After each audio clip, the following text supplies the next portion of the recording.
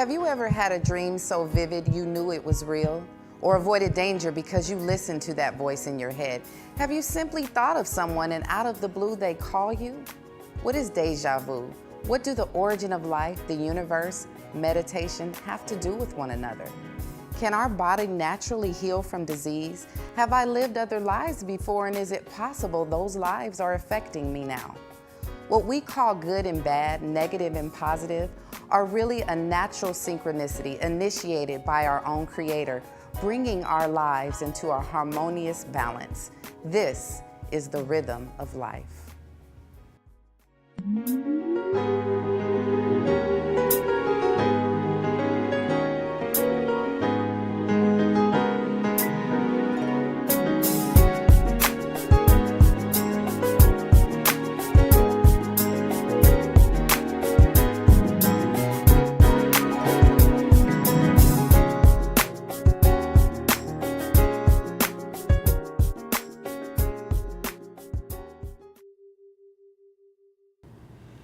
Hello family, welcome to another exciting episode of The Rhythm of Life. I have a beautiful guest with me today. She is a licensed speech pathologist, a teacher in fine arts, and also a professional singer.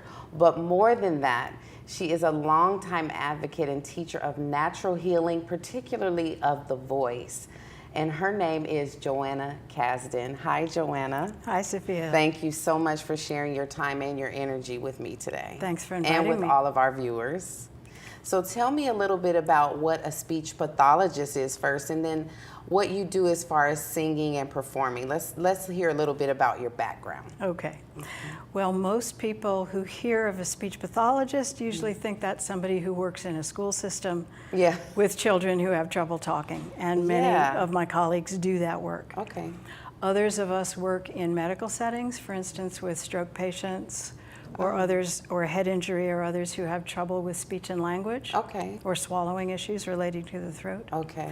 I am lucky enough to work in a very narrow specialty of that field that is concerned entirely with vocal disorders. Okay. So I work in a formal setting with ENT physicians, taking pictures of vocal cords, dealing with medical kinds of injuries, overuse injuries related to the voice. Wow. So like with singers, if that's their career, they've been singing for many years, and they start to feel ailments. Right. So you work with, and you've worked with many singers over the years. And because I have a background in performing arts, theater arts, and singing, you know, they walk into what they think is going to be a medical clinic, and there's a piano keyboard there. Wow. But that's my formal work. We're here more to talk about the your holistic natural aspect, work, your holistic work. aspect. Yes. And what's so amazing about the voice and what keeps me motivated and interested every day is that the vocal area, this little mechanism, it's about the size of a walnut or a golf ball, integrates all levels of who we are. Wow. It is influenced by almost every physical aspect of the body, from the nervous system, endocrine, it's part of the airway. It's really deeply involved in the body systems. It's obviously deeply involved in emotion. That's what we go to when we want to hear a singer who sounds a certain way. So the vibration and the tone. And makes us feel a certain way as we listen. The voice is deeply involved in our interpersonal communication and how we present to the world, our responsibilities at work, our responsibilities to our families. Yes. And then it's also part of these deeper intuitive levels of identity and spiritual nature. And it's all of those things at the same time in a very small area. And I've never thought of the voice as something so important as far as all that you're explaining. So you're saying from our tone and our vibration, that's what draws people. And then you're saying spiritually. So explain a little bit more about what you mean, how important that is to us as far as our spirit and our, I guess, our emotion. Well, the voice is as important to our sense of identity as the face. Okay. So somebody may come to me with a problem in their voice, and I may suggest certain techniques or adjustments that will make them feel better and make their instrument work better, but they'll say, that's not authentic to me, I can't do that. Wow. So Wow. there's a lot of negotiation and, well, let's try it this way. And if it feels better, maybe it could become So you kind of comfortable have and to get familiar. them to understand first. So there's an awful lot of counseling and teaching. education. Yeah. And I think the other thing that makes it really interesting and challenging is that the voice has been misunderstood for a very long time. Yeah. We've needed the new era of fiber optics and fancy science to begin to understand something that people have been using instinctively for thousands and thousands of years. Right, right. And so there's a folklore and there's a distrust of science and medicine at the same time that conventional medicine has some good things to offer people whose voices are in trouble. Yeah. As well as there are often emotional and spiritual things going on. That we don't even tie into our voice. And it's all wrapped up in one. Yeah. And when something goes wrong with the voice, it's calling on that person to kind of do an inventory of all their levels of well-being. Wow. And you do this in a holistic, a natural way. And so explain to me what took you on the path to do that, because you have a degree in speech pathology, but you have opted to go in a natural path with the voice healing. Well, I do both. Okay, explain how you live on that boundary. So, and that's wonderful. So you just do a good mix of both of those. So explain to me where you decided to blend in that natural healing and how you felt that was important. Well, when I was studying theater arts and music long ago, it was also the same time in the 70s when yoga and meditation and natural healing were first starting up. So there were the very first food co-ops and herbal remedies, and I was getting involved in that as a person and finding that it was very helpful. And so I kept that interest going all along, then trying to evaluate how much of that is factual, how much of it is hype and somebody trying to sell you cider vinegar when it really doesn't do as much for your throat as people think. And so then when I became more involved in conventional medicine, I already had that orientation. I should say that another component of this is that theater arts training for the voice is very deeply connected to feeling the body, feeling the breath, being mindful about how those layers connect to the sound that we're making and the message that we have to put across. So the background in theater arts helped kind of integrate the more intuitive energy levels of transmission with the physical understanding of how the vocal cords work. So it all ties in.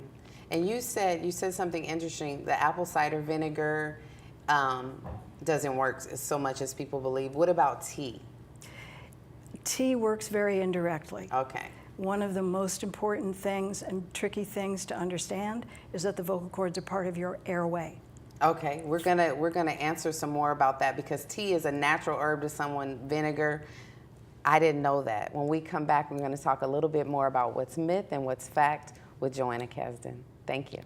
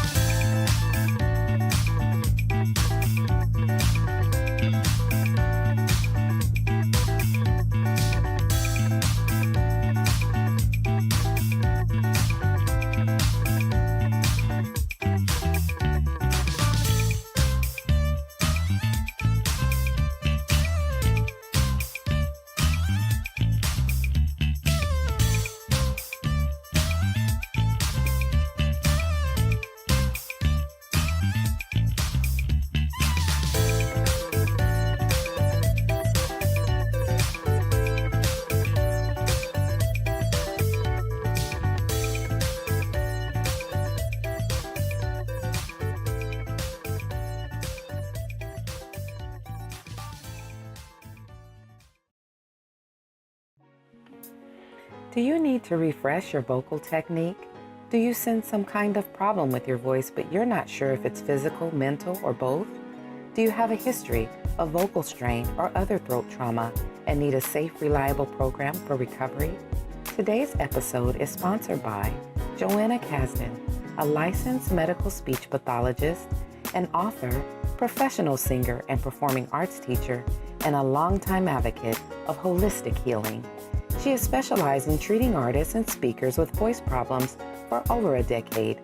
To learn more about keeping one of your most vital instruments healthy, visit her website, JOANNACAZDEN.com, where you can find out more about her history, make an appointment, and review her book, Everyday Voice Care. Visit JOANNACAZDEN.com today. That is to simply observe what's happening.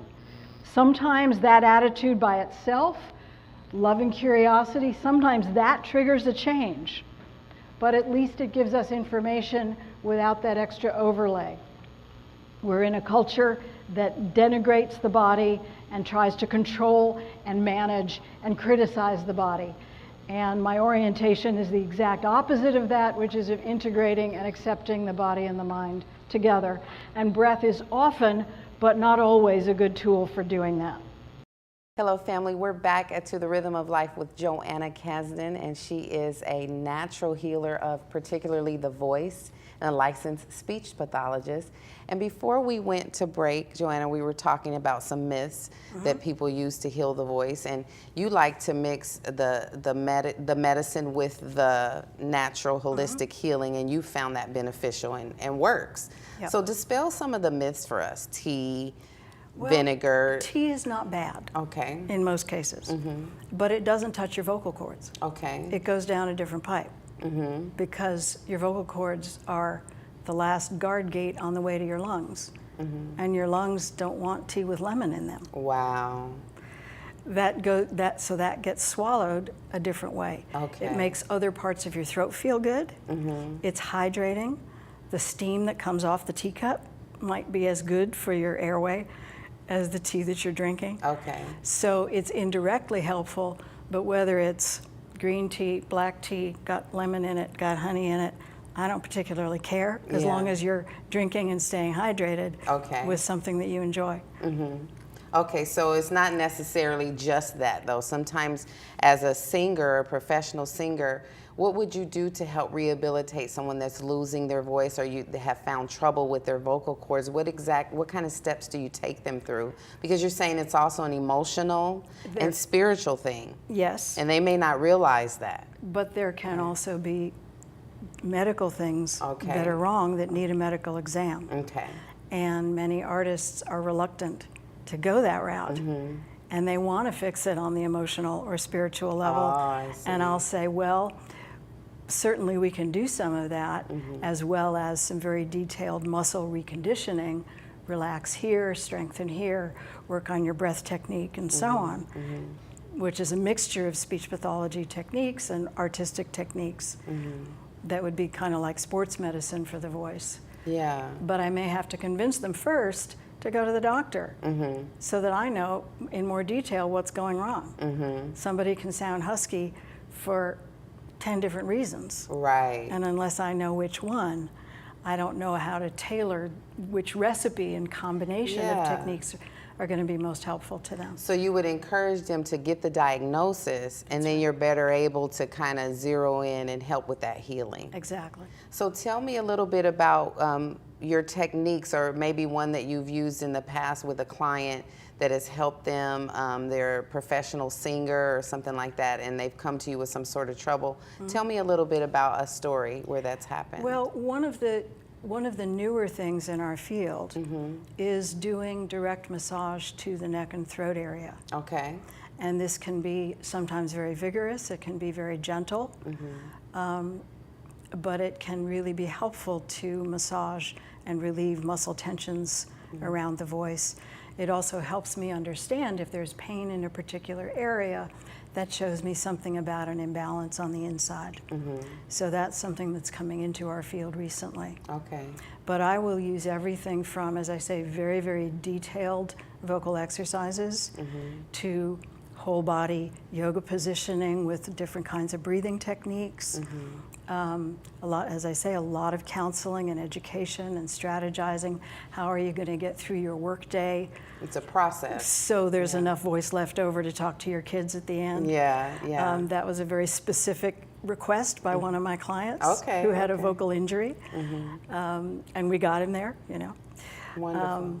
So it's a full range of techniques that are needed because the voice is involved in so many different layers of who we are. Wow. And then it's probably unique to each person. Absolutely. So once you're dealing with someone, they have that diagnosis, is that something that people can, is it unexpected? Do they get through it in less time than they think, or does it take longer than they think? It really depends. It really depends. Because there's a lot of people, especially in our area, that live off of their voice, that are singers, speakers, you know, and they start to feel that pain and don't even really know what it is. And it's wonderful to have. It's normal. Yeah, because they use their voice a lot. That's right. So dispel another myth for it. What about smoking? The smoking effect, the vocal cords? Yes, it does. It is not good.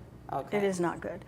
A dancer would not take their bare feet over hot coals every day. Oh, okay. And you don't want that going through your vocal cords if you care about them. What about yelling? Is speaking a lot gonna like I've heard like Celine Dion, she said that she's quiet for 24 hours before a show. And someone who is performing as often and at the high professional level that she is, Yeah. you know, an athlete gets a day off. So you just don't speak. You don't speak. And what about wrapping the neck? Does that help when people wrap like a scarf around their neck? And It signifies to other people that you care about your neck, and it can be a sort of mental and spiritual, I'm taking care of you, honey. You're going to feel better. But it doesn't have much medical effect that we know of.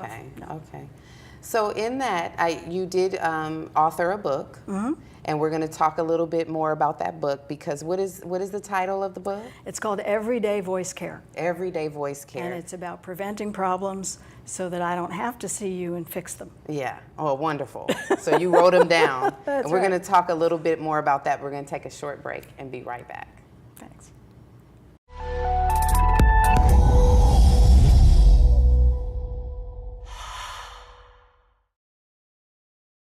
Before you visit the chemist for medicines, see what you can find in your kitchen pantry. You may be surprised to discover the powerful medicinal properties of the foods you buy from your grocer. In fact, many of our pharmaceuticals are made up of components that originally come from plants. Natural medicine is a simpler, safer, and more cost-effective option to try first. Lemon. Rich in vitamin C, this citrus fruit also contains flavonoids, which together provide a strong antidote to infections and colds. The other health benefit of lemons includes easing digestion, blood purifier, clears sore throats, detoxifies the liver, and cleanses the colon. To keep your digestive tract cleansed, simply take the juice of half a lemon in a glass of warm water on an empty stomach, first thing in the morning. This also helps to balance the body's pH levels. While lemons are acidic, when they interact with the body's metabolism, they have an alkalizing effect. Lemon juice can be used to treat painful corns, which are hardened lumps on the skin usually found on the toes, the soles of the feet, or the palms of your hand. Create a creamy paste by combining half tablespoon of lemon juice, 1 tablespoon of baking soda in a small bowl. Mix well. Apply to your corns, cover with a bandage, and leave overnight. In the morning, wash the area and using a pumice stone, gently rub the corn. The skin will have softened sufficiently to allow it to remove the dead skin easily. Repeat if necessary. Apple cider vinegar. Rich in bioactive components such as gallic and acetic acids, apple cider vinegar has so many health benefits.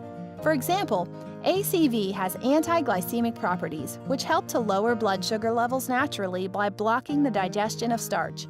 This can be helpful for the prevention of diabetes. In fact, taking 2 tablespoons of apple cider vinegar in a glass of water can ensure a highly functioning digestive system, can ease heartburn, maintain healthy cholesterol levels, and improve the body's capacity to absorb nutrients more effectively. Always ensure you are taking organic, raw apple cider vinegar.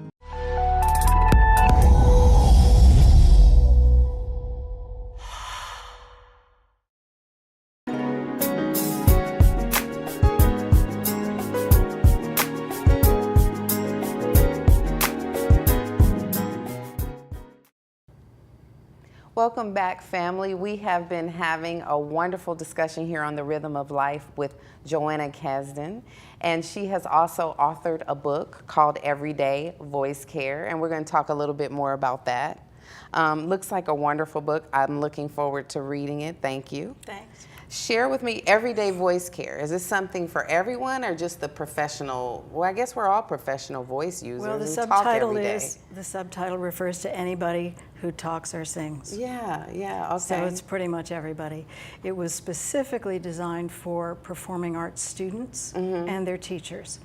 Because the teachers in the performing arts world often know quite a bit about voice care, but they get tired of talking about it. They want to talk about technique and performance and what you're going to do on stage. Yeah. So I said, well, here's a book that kind of consolidates the best up-to-date research in simple, accessible ways, short chapters, lots of quotations and stories to help it go down easily. With and to students. guide the teacher in her instruction with her students. That's right, and it is being used in some conservatories, I'm really happy to say. Yeah, that's wonderful. So what made you you said you wanted to just guide the teachers. What made you sit down and just say, I'm going to do this? Like, what was the aha moment that I have to do this? Well, it started with I think a 4-page stapled together handout that I was giving to my clients. And that sort of became a 20-page stapled together thing, and then I self-published it, and then the major music publisher picked it up, which was a wonderful thing. Wow. So it's going out to more performers now. Okay, yeah. And so Everyday Voice Care, of course, I'm going to provide your website for our viewers because, of course, they're going to want more information about this wonderful book. And so tell us maybe a chapter or two that really would grab someone that you titled in the book. Well, there's a chapter on how to exercise to take care of your voice. So what kinds of exercise are helpful, what kinds are risky, like weight training is not a good idea if you also care about your voice. Okay, and why is that? Because of the tendency to hold the breath and put extra pressure into the throat at the moment you're getting ready to do your lift. Wow. So you kind of have to pick if you're a singer and you want to be buffed up. Exactly. Now, swimming, on the other hand, is excellent because the rhythm of swimming is of taking a breath quickly and using it slowly. Wow. And that is exactly what these muscles need to learn for good voice projection. Okay. And there's comments on yoga and cardio and all other kinds of fitness conditioning that people might not think of. Well, how's that going to affect my voice? Like I say, every part of your life is going to affect your voice. Yeah, and I'm learning a lot today just in our brief conversation because my voice projects, and sometimes just lately here, maybe over the last few months, I've felt a little sore and then it'll go away, feel a little sore and go away. It's not a cold or anything. And I'm going, what is that? And I did go to the doctor and he said it's just a muscle, just soreness in my muscle probably, and to take ibuprofen. And I just thought, okay, but we'll see. Well, come and talk to me. Yeah, I need to do that. So but it's like just in your normal realization, you don't realize how much goes into that you need to care for your voice as well as anything else. People take their voices for granted. Yeah. And yet we are in a very high communication society, texting and emailing notwithstanding. People do rely on their voices an awful lot. And there is a lot that can be done, especially if people get help early. Yeah. Okay, so what advice would you give you worked a long time in performing arts and as a teacher and as a natural healer, holistic healer, what advice would you give to someone whose career is their voice? Like, what would be the most important thing you can tell them listening today? Get regular exams from the best doctor you can find and develop a team of people. Yeah. Just as an athlete would have a coach, have a trainer, have a physical therapist, have a massage person.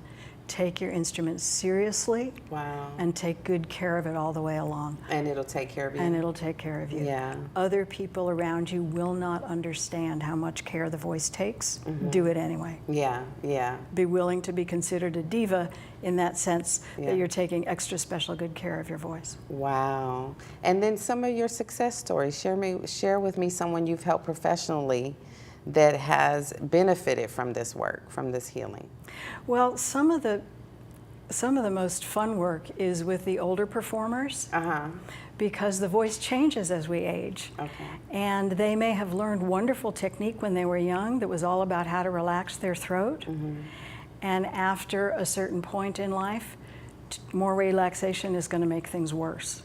Wow. Okay. And So your body changes. Your body changes, Yeah. your technique changes. There was a pretty well-known jazz singer that I worked with who was losing part of her range, part of her stamina, almost ready to give up performing completely, and it would have been a significant loss to the world as well as to this person. And within a few weeks, I said, you need to do the opposite of what you've learned up until now. Okay. Start doing some muscle strengthening exercises. So she was going along doing what she'd always done as a That's young right. person. That's right. Okay. And within a few weeks, we turned it completely around. Wow. And I think that's true with a lot of things. Like I noticed that after I turned 30, things change. After I turned 40, things change. But you never think to apply that to your voice. So these techniques turned her around. Yep. Yeah, and she's kept singing. Yep. Wonderful, wonderful. Yep. So we can find you, share a little bit about your website and what you offer there. It's simply JOANNACAZDEN.com, subtitled Holistic Voice Rehabilitation. There's a scheduling system there for people who want to work with me privately. Okay. There's some general information. I used to have links to lots and lots and lots of voice care sites, but they're now all over the place. Yeah, yeah. And then sometimes the links break. Yeah. And you have this wonderful book you offer now. So it shows the different services that I provide. For touring performers, you can just come and get a relaxation session that's going to be massage and some energy healing without a lot of diagnostic stuff. Okay. But I can also work with people longer term. Okay. So on your website, we can find all that information. So you can work with someone to whatever capacity they're in. If they Whatever need level. long time therapy or if they just need a session or two. That's right. Wonderful. That's right. In Well, Burbank. Yeah, and right in Burbank. Right in Burbank. Awesome, that's right around the corner. Well, thank you so much, Joanna. You've shared with us a lot of good knowledge today, and I will post your website so you can get all the information.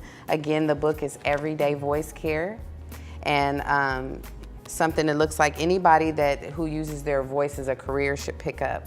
Thank you so much, family, for sharing your time with us today. I thank you, Pasadena Media, for all of your help.